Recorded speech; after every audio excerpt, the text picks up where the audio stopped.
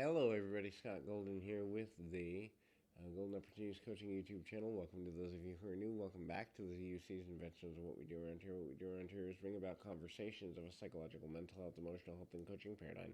We do that as often as we can, usually several times per week, and we try to do that for your listening pleasure. We've got nearly 1,300 of these available for that purpose. Please like, subscribe, comment below, all that good stuff in order to get a value in that way. This is again our Toxic Mom series, things that moms say that they shouldn't say. If you're dealing with toxic parenting, if you've been through that, first of all, my sympathies to you. Second of all, there is help and recovery after dealing with toxic parenting, and so reaching out for coaching can be helpful in terms of resetting your own value. The first thing is that teaching children that they are a failure. Everybody has different views of what success and failure are, but teaching a child in any way that they are a failure is toxic for a number of reasons, not limited to the fact that that child ultimately is a person who needs support, who needs some consistency, who needs the ability to explore and grow and develop emotionally. And when that doesn't happen, that level of anger, that level of angst becomes a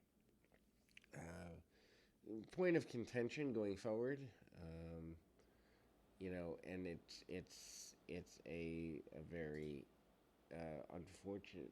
unfortunate and unfriendly, thing that many parents could stop, especially mothers, could stop doing.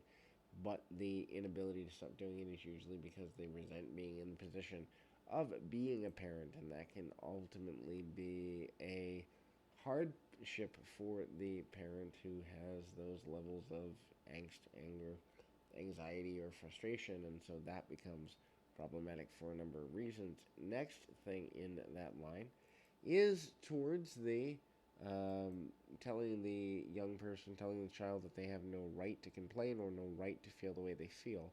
Obviously, human rights, freedom of choice are all things that every person has, but if a person doesn't necessarily feel that they have those things, that they have those rights, then ultimately it's going to negatively affect the social and emotional development of the ways at which things come forward, the ways at which things are put forward, and that becomes super toxic and super unfriendly and certainly very unhealthy and all that comes with that. And so there are challenges as it relates to doing that, challenges as it relates to feeling that way, challenges as it relates to getting that in a rough run, and that becomes problematic for a number of reasons. Generally speaking, because there is a lot of negativity that's associated with how the world in general views how people behave towards each other, and it's ultimately a really toxic situation. The next thing to consider is the difficulties as it relates to parents telling their children to be quiet or not express what they're feeling or thinking. In other words, trying to silence the child.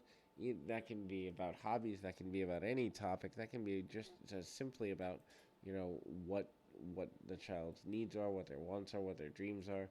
Any sort of silencing, any sort of uh, hushing behavior, except when there's a danger or it's rude or in some way lascivious, can be exceptionally toxic, unfriendly, unkind, and unnecessary.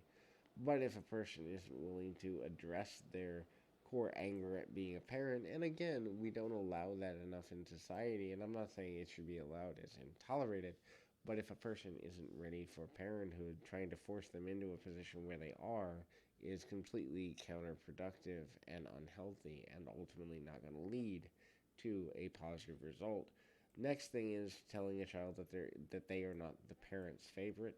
Obviously, this is favoritism in families is extremely toxic because obviously the non-favored child is going to feel the need and pressure to try to impress the parent with behavior that makes them more even keel with the favored sibling. But also, you can't force that forward. And so, if a child does not feel that they have any way of getting there, that can lead to self isolation and other toxic behaviors. So hopefully this is helpful. I encourage you, keep your feet on the ground, your mind in the moment. Till next time, everybody.